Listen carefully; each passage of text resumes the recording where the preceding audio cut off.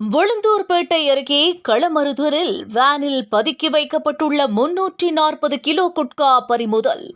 உளுந்தூர்பேட்டை அருகே உள்ள களமருதூரில் மளிகை கடை நடத்தி வருபவர் ஏழுமலை. இவர் தடை செய்யப்பட்ட குட்கா புகையிலை பொருட்களை மூட்டை மூட்டையாக பதுக்கி வைத்து விற்பனை செய்வதாக போலீசாருக்கு ரகசிய தகவல் கிடைத்தது.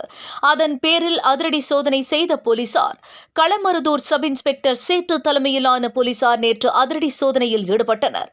அப்போது ஏழுமலைக்கு சொந்தமான குடோன், அங்கு நிறுத்தப்பட்டிருந்த இனோவா கார் மற்றும் மினி டெம்போ ஆகியவற்றில் போலீசார் அங்குலம் அங்குலமாக சோதனை நடத்தினார்கள். இந்த சோதனையின் போது கார் மற்றும் குடோனில் விற்பனைக்காக பதுக்கி வைக்கப்பட்டிருந்த 30க்கும் மேற்பட்ட மூட்டைகளில் குட்கா புகையிலை பொருட்களை போலீசார் கண்டுபிடித்து பறிமுதல் செய்தனர்.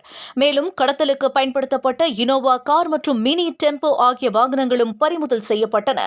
கடைக்கு சீல் வைக்க நடவடிக்கை எடுத்தும் இதுகுறித்து களமருதூர் போலீசார் வழக்கு பதிவு செய்தும் மளிகை கடை உரிமையாளர் ஏழுமலையை பிடித்து தீவிர விசாரணையும் நடத்தி வருகின்றனர்.